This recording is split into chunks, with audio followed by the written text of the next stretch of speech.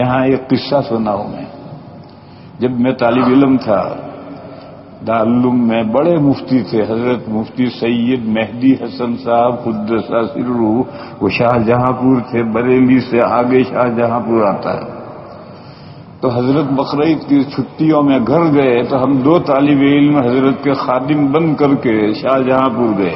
ہفتہ 10 دن حضرت رہے، ہم بھی رہے ان کے یہاں، پھر واپس لوٹے. تو ایک گاڑی تھی، اس کا نام تھا طوفان میل، اور اس وقت 3 درجے ہوتے تھے، فرسٹ کلاس، سیکنڈ کلاس اور تھرڈ کلاس. اب تھرڈ کلاس کو نکال دیا اور فرسٹ اور سیکنڈ وہی ہیں. تو حضرت کا ٹکٹ تو سیکنڈ کلاس میں تھا اور ہمارا تھرڈ کلاس میں تھا.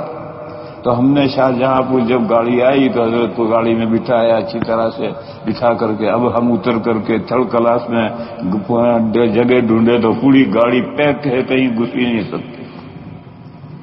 تو میرا ساتھی تھا، اب بھی حیات ہے، نیپال میں ہے، محمود، مفتی محمود ہیں، وہ نیپال میں ہیں اب بھی.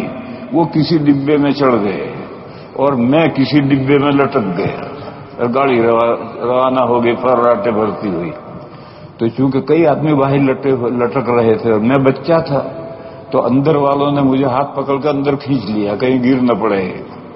خیر اگلے جگہ جا کر کے گاڑی رکی تو وہ محمود اتر کر مجھے ڈھونڈتا آیا اور کہنے لگے چل یار، وہاں بریلوی ہیں، وہ طرح طرح کے سوال کرتے ہیں، مجھے پریشان کر دیا. شاہجہاں پور سے گاڑی چلے گی تو بریلی آئے گی. تو بریلیوں میں پھنس گیا، ان سے طرح طرح کے سوال جواب نہیں دے سکا. تو اس نے کہا کہ میرا ایک ساتھی ہے، میں اس کو بلا کے لاتا ہوں. تو کہا چل. میں نے کہا چل تو صحیح، مگر بیٹھنے کی جگہ ہے یا نہیں؟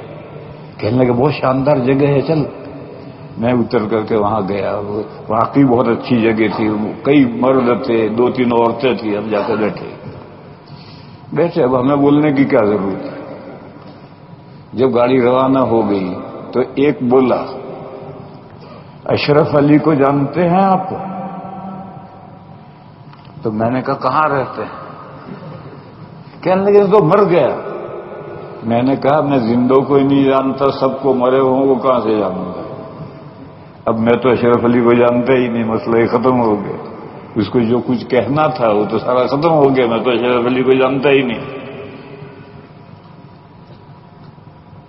پھر دوسرا بولا فتاوی رشیدیہ کے بارے میں کیا رائے ہے؟ میں نے کہا بھئی دیکھو، اللہ کی کتاب قرآن کریم کے تو حرف حرف کی گارنٹی میں لینے کے لیے تیار ہوں. اللہ کی کتاب کے علاوہ کسی بھی کتاب کی حرف حرف کی گارنٹی میں لینے کے لیے تیار نہیں. تمہیں فتاوی رشیدیہ کا کوئی مسئلہ پوچھنا ہو تو پوچھو، پوری کتاب کی میں کوئی گارنٹی نہیں لیتا، صرف قرآن کریم کی گارنٹی لے سکتا ہوں میں، اس کے علاوہ کسی کتاب کی گارنٹی نہیں.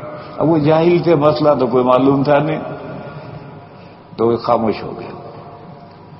پھر تھوڑی دیر ہوئی، تیسرا بولا میں اور میری یہ بیوی ایک پیر صاحب سے بیعت ہے.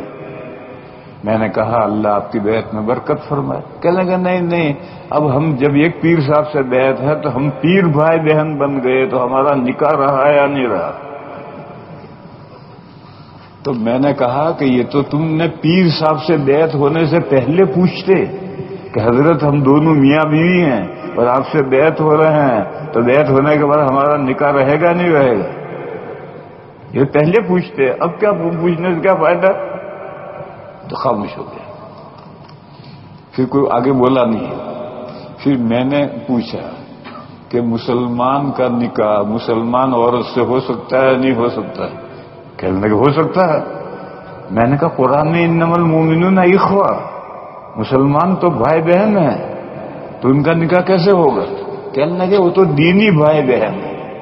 تو میں نے کہا پھر تم جو پیر صاحب سے بیعت ہوئے ہو تو کون سی شیطانی بھائی بہن بن گئے ہو؟ تم بھی تو دینی بھائی بہن بنے ہو.